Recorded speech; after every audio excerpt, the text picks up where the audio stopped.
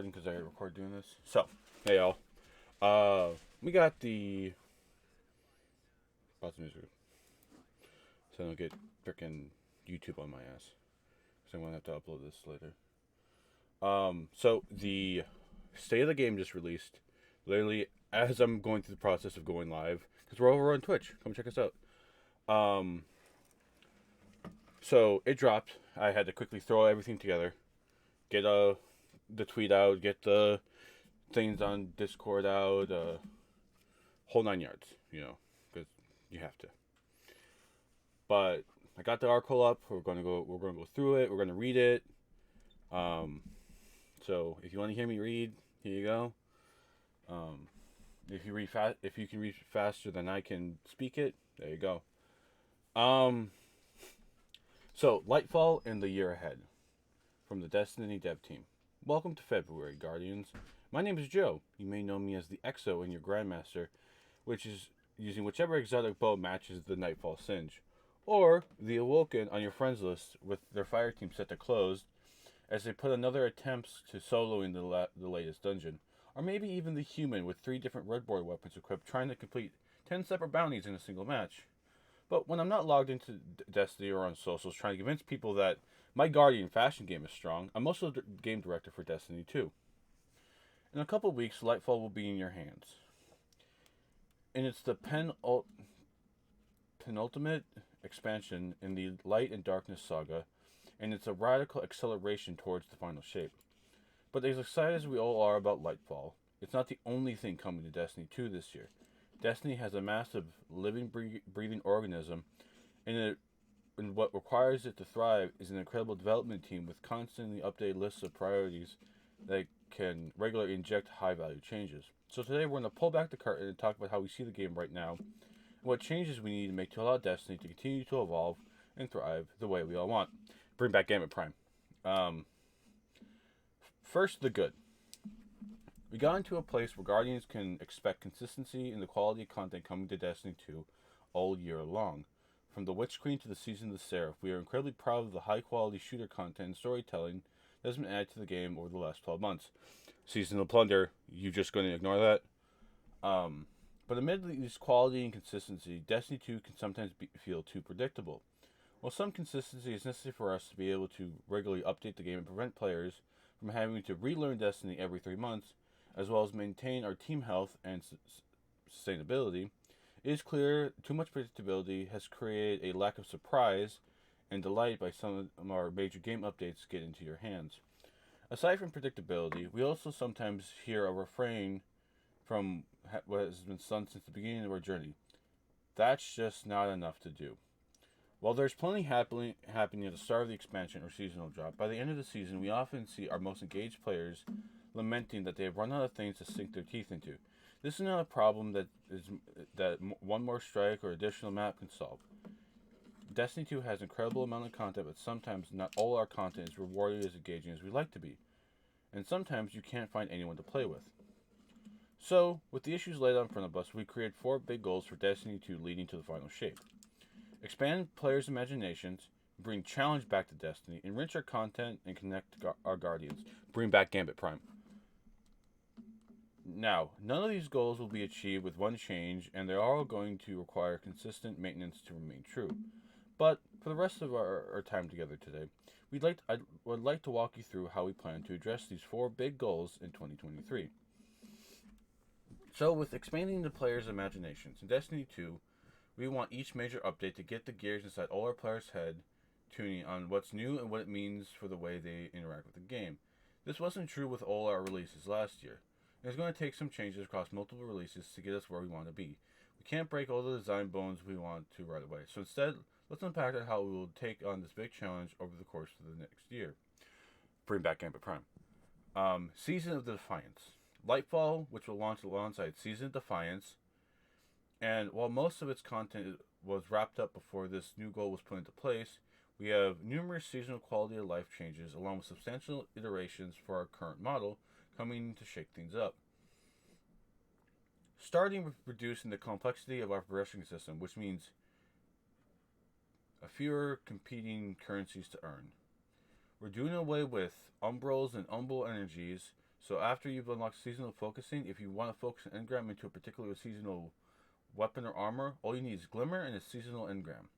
Additionally, seasonal engrams will be stored and tracked on seasonal vendors. So managing the engram bucket in your character's inventory will be a lot easier than it is today.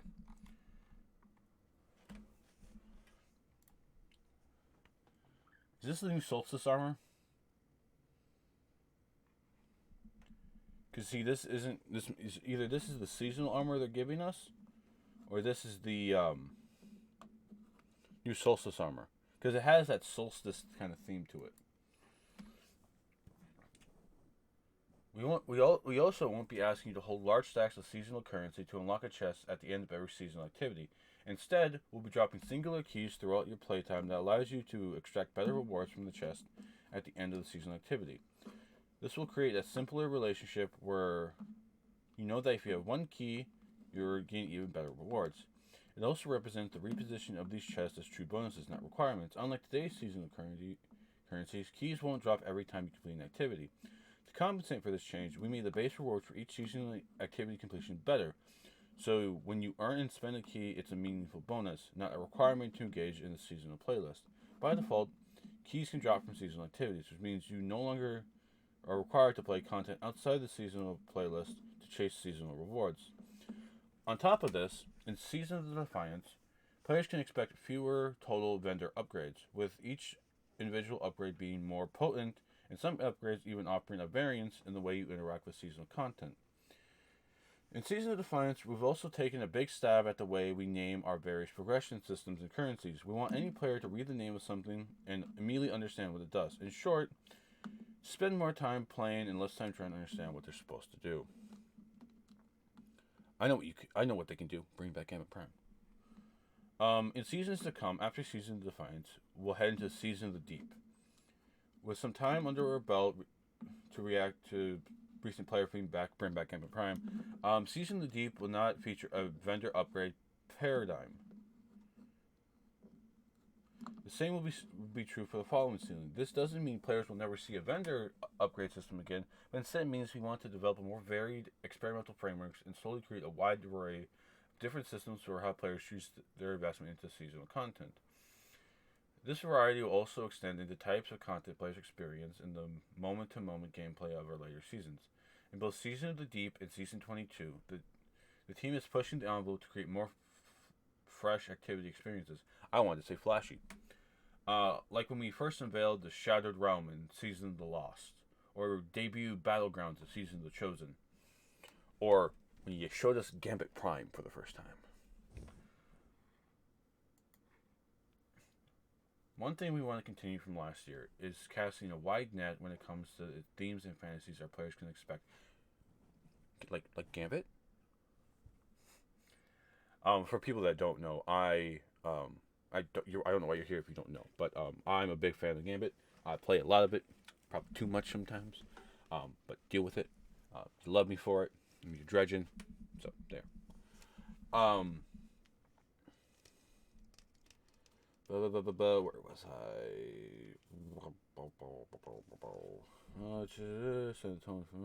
Want to continue the tonal variety of seasonal content, from Reapers to Pirates to Cowboys.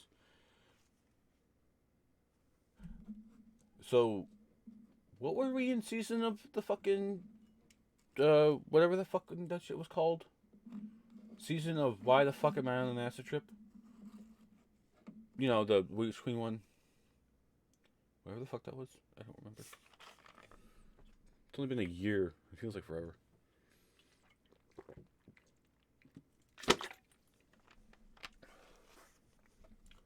We're committed to adventures and Lightfall's collections of seasons, feeling just as thematic and fresh as one another as they did last year. Pirates. What are we gonna have next? Inquisitors. Is that our next theme? What'd you do today, Billy? I got to be a Spanish Inquisitor. These stories, progressions, and themes are not the only way we think we can trick players' imagination space. Imagination. Some of this is going into putting in new systems to Destiny 2 or revisiting systems that aren't quite hitting the mark. Like how the Gambit focusing is like completely pointless compared to the Crucible one, and how you should just bring back Gambit Prime.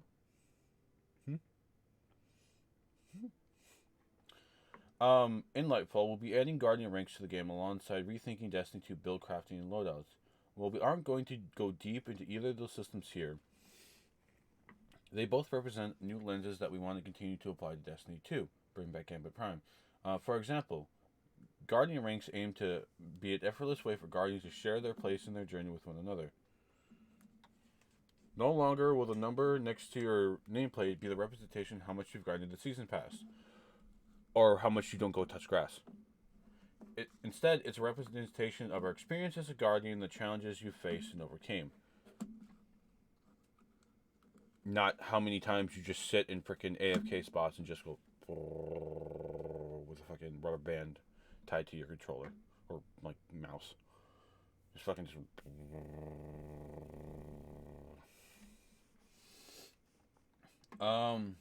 Weapon crafting. You're going to want to kill a new set of weapons for those challenges, and this year we're going to change how you think about attaining those weapons and some major updates to weapon crafting.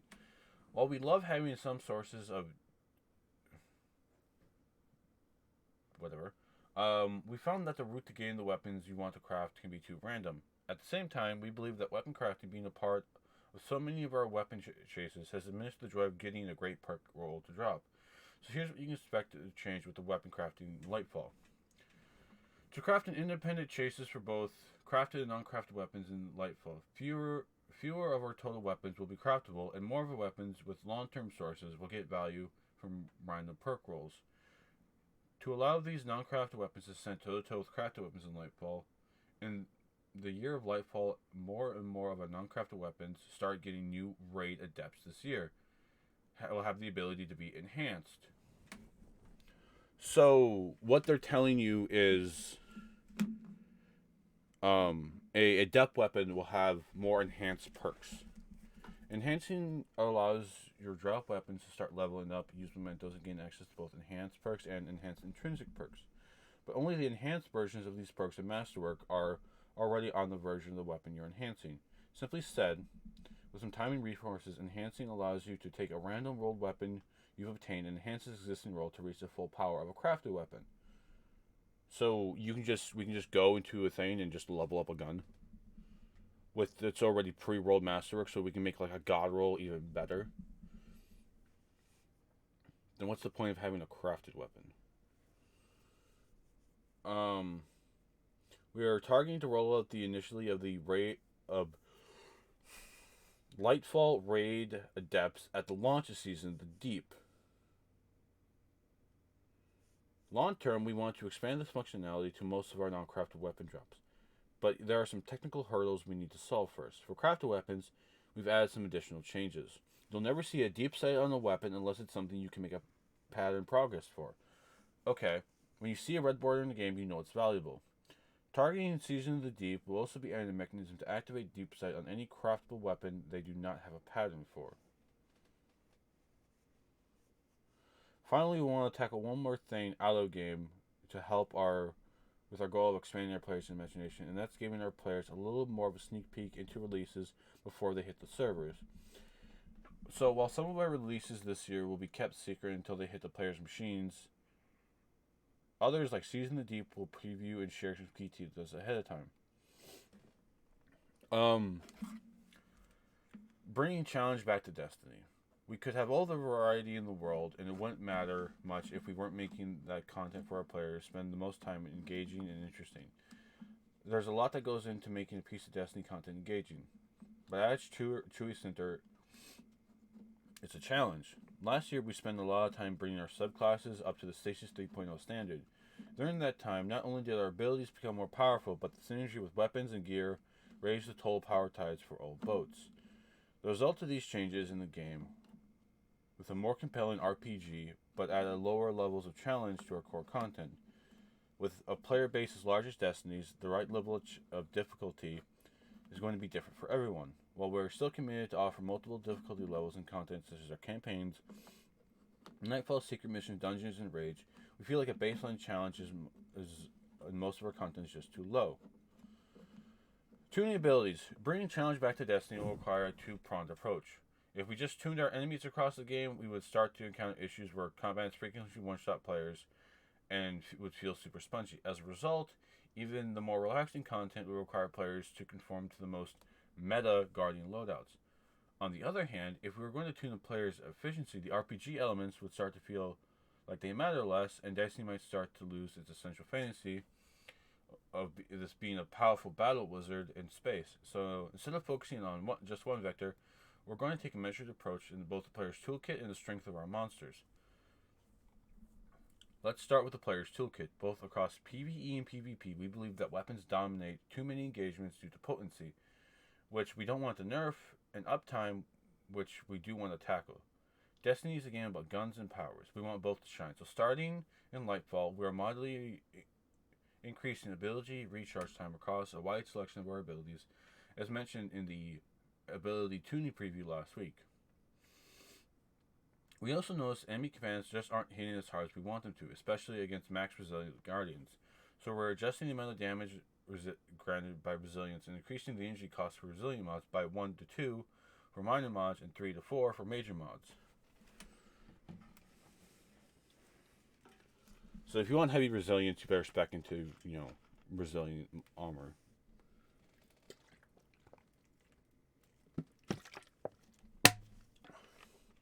So they're basically treating resilience how they treat recovery. With the updated build crafting updates in Lightfall, we have great builds that will be more accessible to the community.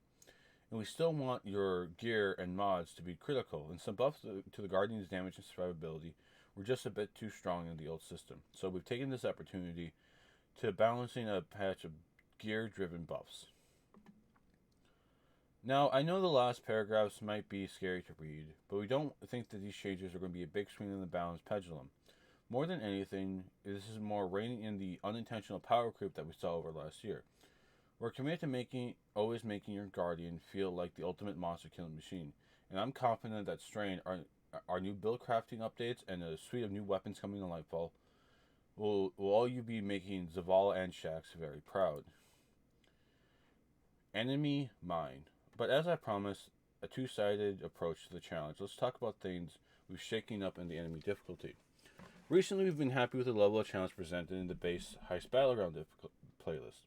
To achieve this, we use a difficulty knob that enforces how overleveled we let our players be compared to the enemies they're fighting. This knob has always been present in our activities, and it's adjusted based on how evergreen we want the challenge to be in those missions. We're getting pretty aggressive with this adjustment in Season of the Seraphs, and it produced great results. So the base Battlegrounds playlist and Season of the Finance will be used in the same settings. Carrying over this approach, we also want to adjust the same difficulty tweak on the Vanguard ops. We aren't going to set this playlist mod level quite as intense as the Battleground, but we don't want to use this setting to make the Vanguard ops a lot more engaging to the average Guardian Lightfall. This approach to power and difficulty also is going to be present when players are roaming around the Yamuna. While we don't want the entire game to feel like it's turned up to an 11, we think these changes will help the enemy forces patrolling the Yamuna feel dangerous and worth your attention. You may have noticed that we've been experimenting a lot with our power settings in Destiny over the last few seasons. We are planning on taking on even more experiments this year. We think that there are some major issues with the power in Destiny 2, and how it prevents players from seeing some of our best content. So we'd like to take a big change in our system in the final shape. However, to understand a lot more of our changes could be improved, we want to keep our tweaking to our power settings over in Season of Lightfall. Some of these tweaks might be found around our back with a little transparency to the average Guardian, while others will be front and center. For example, when Lightfall launches, we will have a power climb that is very similar to that of Witch King, but later in Season of the Deep, we do not plan to raise the power or pinnacle cap at all. Thank you. That's good. That's what we want. We don't want to constantly be grinding up frickin' our season every frickin' time. That's what I don't like, because it allows you to start focusing on, your other stuff. Because if you don't, do the initial, beginning of the season frickin' bounty whoring, you're really not going to, experience half the fun of the game. So I think the only time pinnacle cap should ever be raised is like twice a year during an expansion. One at the start and one towards the middle. Enrich our content with all these changes to power and pursuits. We also want to make sure there are plenty for players to sink their teeth into over the next year. For the next few years, we've been trying to attack this problem by squeezing one more morsel of new content into each new release. But I think we can get better results with a different strategy, making the existing depth of incredible content feel more valuable and new to returning Guardians. Okay. Let's start with one of our most evergreen rituals, the Crucible. Player versus player combat is here to stay in Destiny 2. As we think of it, it's one of the most inherently replayable parts of the Destiny experience. Last year, we injected several new modes into PvP, from Rift to Eruption to Fortress. Rift, terrible. Eruption was fun. Fortress sucks. We're excited that some of these game modes get more face time in the core ritual playlist, but we're not done adding variety to the ways you engage in PvP.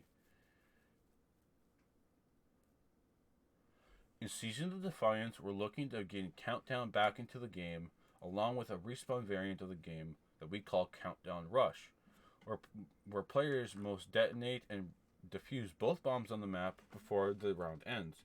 We also aim to run a series of Crucible labs, including a mode where the player sandbox is dramatically changed. Weapon damage, ability uptime, and even ammo are all adjusted in the thing we call Checkmate Control. This mode will reward players for using their smarts and their skills. So, if the only way an enemy is able to shut you down in the past is a solo blade barrage, they might be in trouble. This isn't all we have planned for the modes, so keep your eyes out on the labs for more classic and all new modes later this year.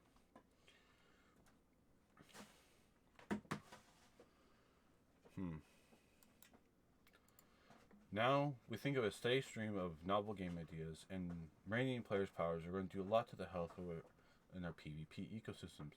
But we're still committed to keeping true to our Crucible map plans, which means the arrival of Meltdown in the Season of the Deep, a brand new Vex Network map in Season 22, and the return of Citadel in our last season before the final shape. We're also looking at our existing maps and doing a spawn retuning past on many of them to improve our various mode flows. In matchmaking, we don't feel we've nailed the trade between fair matches and good connections. We still need to get features like dynamic skill ranges into the game to allow players across all skill levels to get consistently high quality connections into the matches.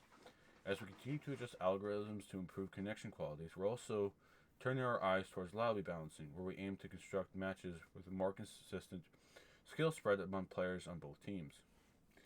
We also want to continue to zoom out and make sure we are upgrading on meta systems to encourage folks to play PvP. Think of this like the Iron Banner revamp. Our recent increases in Iron Banner reputation and our commitment of having 3 Iron Banners per season this year, while we haven't settled on the final details, we are currently looking at rewards and matchmaking structures of Trials of Osiris, and would like to push more updates to that mode in the year to make it more consistency to keep the population at healthier levels.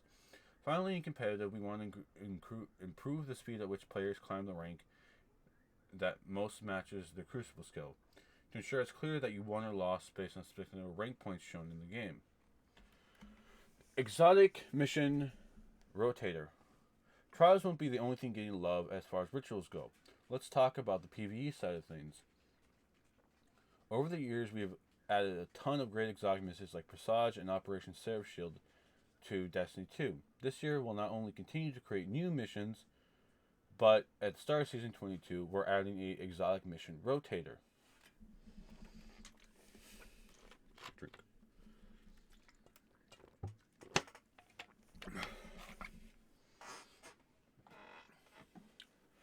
Like our legacy raids and dungeon rotators, the exotic mission rotator will feature exotic missions from the past that will rotate on a weekly cadence and offer great rewards for players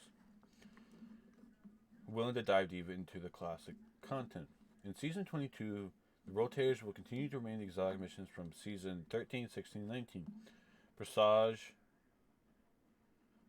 Vex Obscura, and Operation Seraph Shield. Presage. Wait, wasn't that, Yeah, it was this one. Huh, that's coming back. Nice. With this framework implemented, we hope to use this rotator in the future to continue to bring some of Destiny 2's most classic missions back into the fold. Now, another area of PvE we think we have a big effect on is Vanguard rituals. We already talked about how we'll be making some Vanguard ops plays more engaging by raising the challenge level, but with Lightfall, we're also shaking up some of these activities inside the playlist. This effort will begin to be refreshing the Lake of Shadows and Arms Dealer Strike. Both activities have their objectives and encounters reimagined and upgraded to match the combat engagement levels of some of our more recent strike entries, such as Lightfall and Proving Grounds.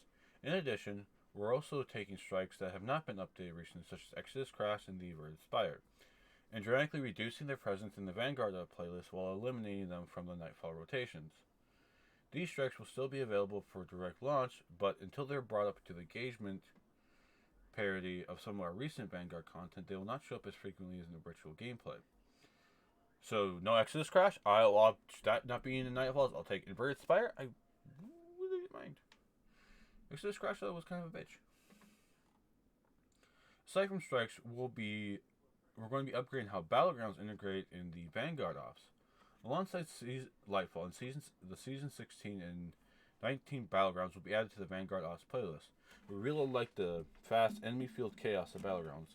So this year we'll be adding a selection of Battlegrounds such as Nightfalls.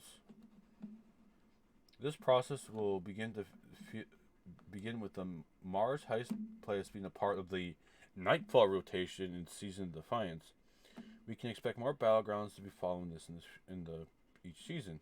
We're excited to see how players tackle the Season of Defiance first Nightfall rotation, where 4 out of the 6 Nightfalls will be new and refreshed content coming to the Grandmaster rotation for the first time. We can expect even older Nightfalls to feel rekindled by new loadout options, since the new match game modifier is being retired from Nightfalls at the launch of Lightfall. Huh. Interesting. Very, very interesting. There we go. It's better. Looking further, as we get further away from Lightfall in our seasonal schedule, we are going to make some targeted changes to ritual content based on what we observed about why players engage in this content. Bring back Gambit Prime. We don't expect these changes to make it in for Season of Defiance. Where's my data? These changes will include such as moving the initial source of obtaining exotic armor away from lost sectors and back into core rituals. No longer asking players to earn all 3 of the ritual pursuit ornaments in the seasonal challenges, and allowing players to earn more rewards and complete more of their weekly challenges by playing content of their choice, not just the newest seasonal activity playlist.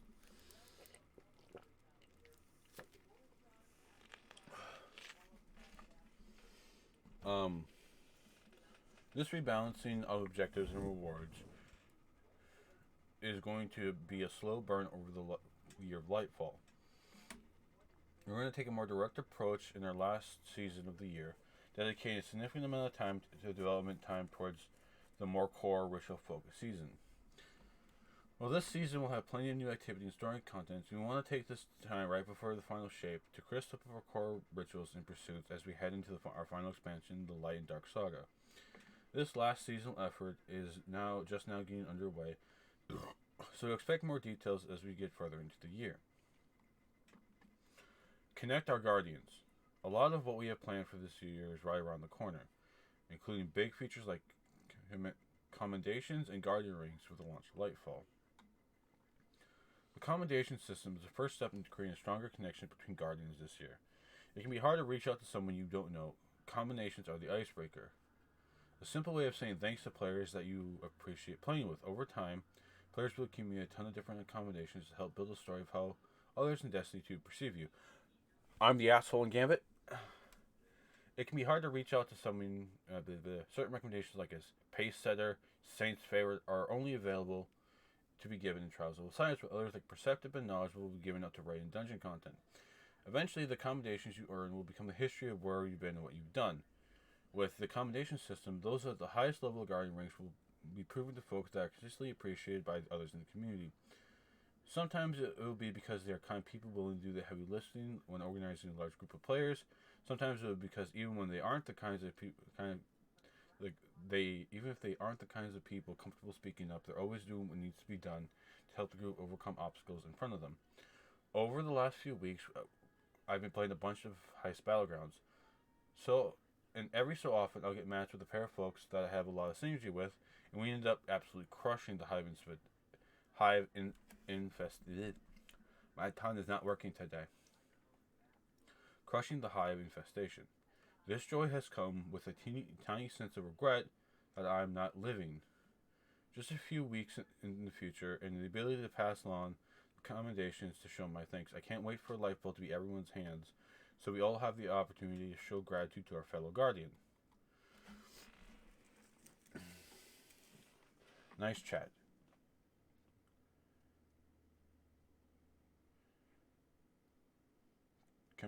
Commendations represent the first step in reaching out to one another.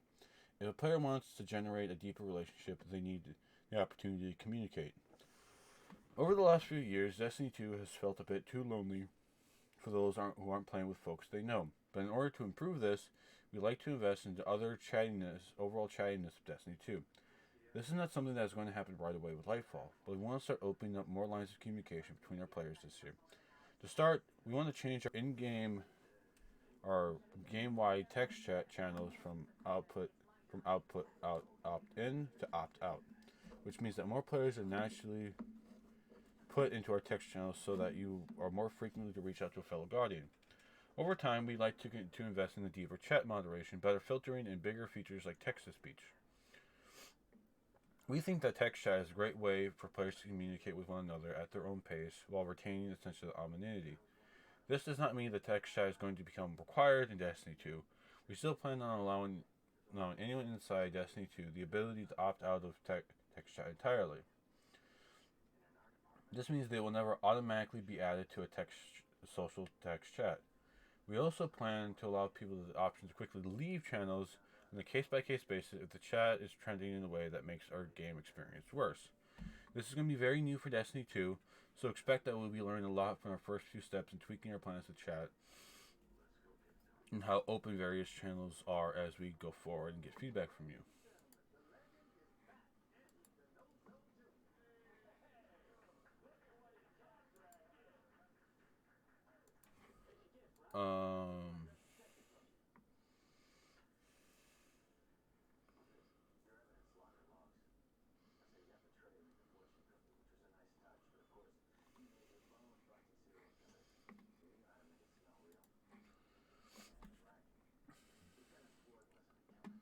This is going to be very new to Destiny 2, and so I expect to be learning a lot from these steps and tweaking our plans to chat and how various as we go forward and get feedback from all of you.